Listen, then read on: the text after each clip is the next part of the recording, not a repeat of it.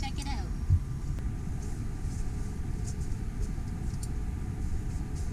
So first thing when you come in is our light switch, which we put a dimmer on. We love having the dimmer because at night we don't want it as bright as these lights are. Now up front, when we first bought the van, there used to be a bed that went across the top here. It wasn't what we wanted. It made it really hard to get in and out of the seats, so we took that out and we just built some basic storage here. Art supplies. Here we have some camera equipment. And up here is just some tattoo stuff and some beading things. So now where we spend a good amount of our time is up front driving. First thing we went ahead and did was we installed a backup camera. Totally necessary. We went ahead and painted the whole dash. Everything up here we've painted. Another thing that we installed was a kick-ass sound system. Me and Daniel both love music, so that was really important to us to have. We've got a Kenwood deck and 4 6x9 Kappa Infinity speakers, 2 up front and 2 in the back. Next, you can see right here, fruits and vegetables. We're both vegetarian. We needed somewhere to store a lot of fruits and vegetables. Up here, this is just that basic cabinet. It's really long. It's nice. We can store a lot of things in here. Got all kinds of random stuff, spices, our battery chargers, giant thing of coconut oil. Right below this cupboard, we have a feature that we absolutely love. We put in a roll-out pantry. The closet's really small, so it would have been really hard for us to reach to the back and get things, and we didn't want to have to constantly move everything out of the way. This was our best option. Next to this cupboard, we have the bathroom. It's small, but that's all we needed. It's just a toilet, running water, and some storage. Honestly, when we're driving, we end up storing a lot of things in here. The dog beds, our laundry basket. It really becomes our closet as well. We weren't sure whether or not we really wanted to put a bathroom in. 100% so glad that we have it. So here's our kitchen. We decided not to put a stove inside as we do most of our cooking outside. If it's a shitty day out, we'll cook inside, but most of the time it's outside. Down here we have a little Dometic marine refrigerator. It's not very big, but we don't need a lot of room. One thing we're super happy it has is this little tiny freezer.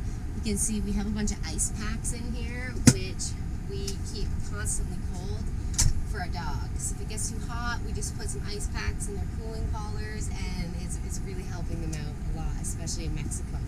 Here we have the copper sink. It's antibacterial. It's really deep, so we can wash things in it. We have 2 different taps. One is just normal water. Right here is where we turn our pump on. So you just flip that up and our pump's on. This is just our basic water. Daniel's going to show you more about our water systems after. Right here is our reverse osmosis water. So no matter what, we have clean, good drinking water. We made this little cover that goes on here. If we don't want the sink and we want some more storage or some more counter space, put this on. We do actually drive with all of this on our counters. We've got these super awesome sticky pads from Cloud Valley.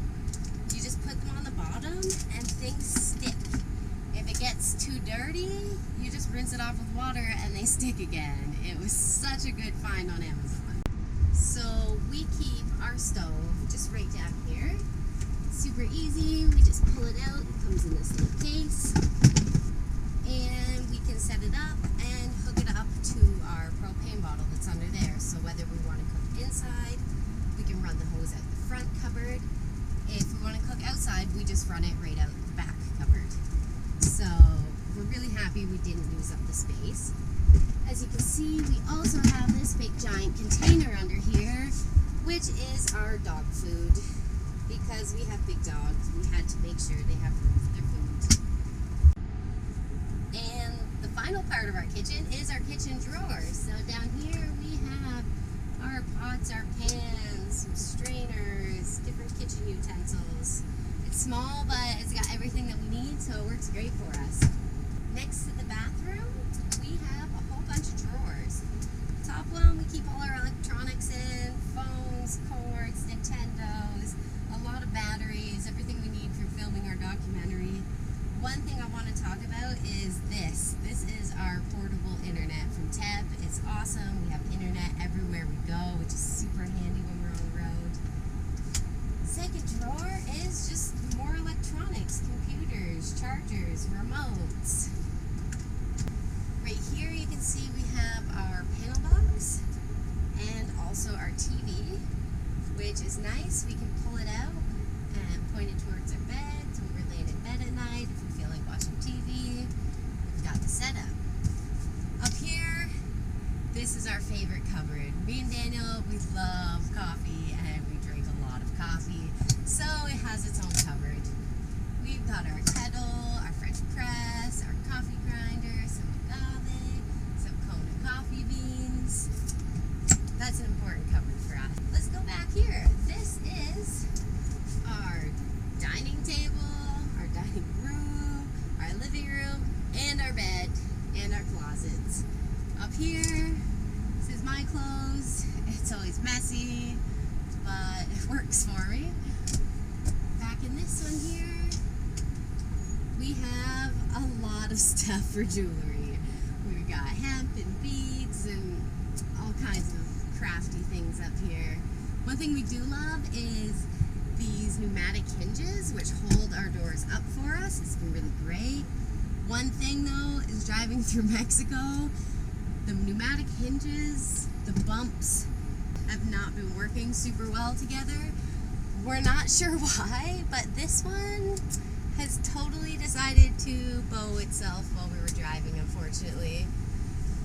But such is life driving through Mexico. It's like our house goes through a tiny little earthquake every single day. We're sure things are bound to crack. It is what it is. Back here we have Daniel's closet. Much neater than mine, as per usual. And then at the back of his, we also have just some more camera equipment. So let's take a seat on the couch. One thing that we're really happy that we got was this lagoon table pedestal leg. It makes it super easy to move the table around any direction that we want. So it's good when you want to get up. You don't have to like move around the table. It goes up and down any direction that we want, and it's really, really quick and fast to install. So this is the dining table. We have a lot of cushions and a lot of pillows. Daniel said way too many in the beginning, but I think he's grown to like them as much as I do. At nighttime, we flick these little lights on. It's perfect mood lighting while we're just hanging out. You can see up here the speakers. So these are our 6x9 Kappa Infinity speakers, and they kick butt. So this is basically the living room. And sunshine is completely ran on. You got it, sunshine. So we have 4 100-watt solar panels up on top, all from Renogy. If I move the TV out of the way right here, we have our panel box. It's really easy to take off. We just kind of pop it off. Starting at the top, we have our fuse box. This has things such as the fridge, the pump, and our LED lights. Anything that runs off a DC or direct current is connected through the panel box. But we have the 40 amp MPPT Rover charge controller from Renogy. This actually goes to our inverter, so we can turn it on or off with just a click of a button, which is really nice. And we also have the Bluetooth, so we can see what our battery's at and the history of the charge and decharge and everything like that. One thing that we didn't know until we spent like hours on the phone with Renogy is that the charge controller doesn't actually tell you how much energy your batteries are actually at. So we purchased this monitor from Victron Energy, which is great. It tells us the exact amount. Pretty easy to hook up. So right now we're at 68.4%. We've been dealing with some cloudy days here in Mexico. So that's our basic solar setup. I say basic, it's actually a little complicated, but once you have it down, it's really not too hard. It's something that anyone can figure out and do themselves. Now that we've shown you this, we'll show you a little bit more of our setup. Alright, so I'll be quite honest with you guys. Before we started this project, we had no idea what we were doing with solar. We didn't know how much energy we would need to produce and store for all of the electronics and the fridge and everything we were running. So we really just kind of spitballed it. But we started out with just 2 100 amp hour lithium iron phosphate batteries from Renogy and 3 100 watt panels on the roof. And for a while it was working really well until we hit quite a few cloudy days in a row and our batteries seemed to just die. We found out they actually just locked us out because we had been drawing too much, and they have a little computer chip built into them to keep them from damaging themselves. So after many hours spent on the phone with Tyler at Renogy, we found out that we needed one more battery and one more solar panel. So down here, we just lift up this cushion, lift up the lid.